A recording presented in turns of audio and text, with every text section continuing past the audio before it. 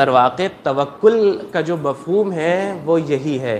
ہمارے ساتھ مشکل یہ ہے عزیزان گرامی کہ ہم مادیات کے پردے چونکہ ہماری نگاہوں پہ پڑے ہوئے ہیں تو ہمیں یہ محسوس ہوتا ہے کہ رزق کا مطلب یہ ہے کہ دولت ہو فراوان، جی تمام تر غذا جو ہم دنیا میں بہترین سمجھتے ہیں اس کا انبار لگا ہو، تو یہ ہے اللہ کی طرف سے ملتا ہوا رزق. جبکہ میں آپ کی خدمت میں عرض کروں کہ سب سے بڑا رزق جو اللہ نے انسان کو دیا ہے وہ ہے اس کا وجود.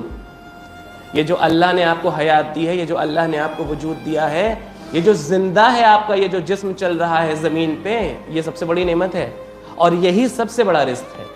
سب سے بڑا رزق ہے. کتنا ٹائم لگے گا اور کتنا لمحہ لگے گا اللہ کو آپ سے یہ نعمت چھیننے میں؟ کتنا وقت لگے گا؟ اتنا ہی وقت لگتا ہے کہ معصوم سے جب کسی نے سوال کر لیا چھٹے امام جعفر صادق علیہ السلام سے،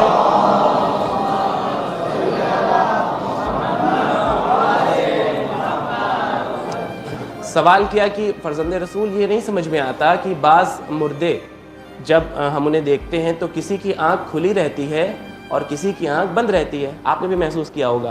کیا ماجرا ہے؟ ایسا کیسے ہوتا ہے؟ استغفر اللہ، کیا جملہ ہے. غور کیجئے گا عزیزان گرامی، کتنی بڑی نعمت ہے یہ سانس جو اللہ نے ہمیں اور آپ کو دی ہے.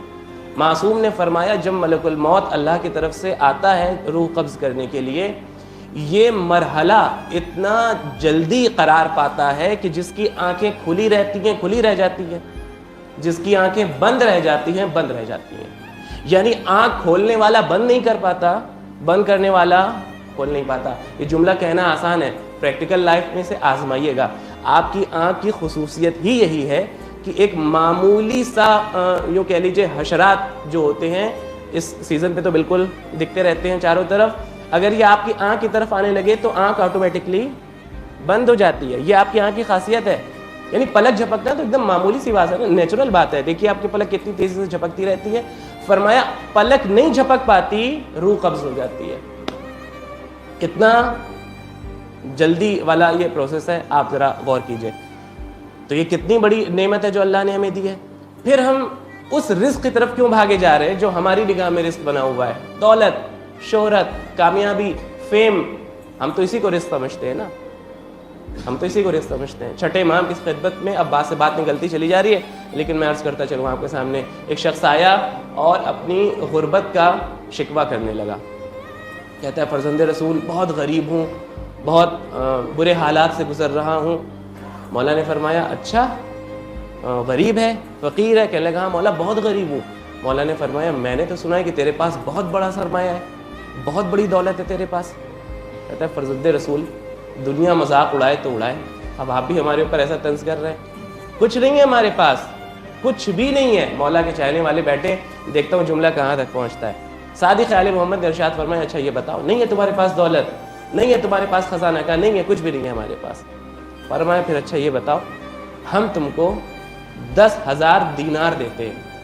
10,000 دینار، 10,000 دینار رکھ لو اور ہماری محبت ہمیں واپس کر دو. درود بھیجیں مل جل کے محمد و آل محمد.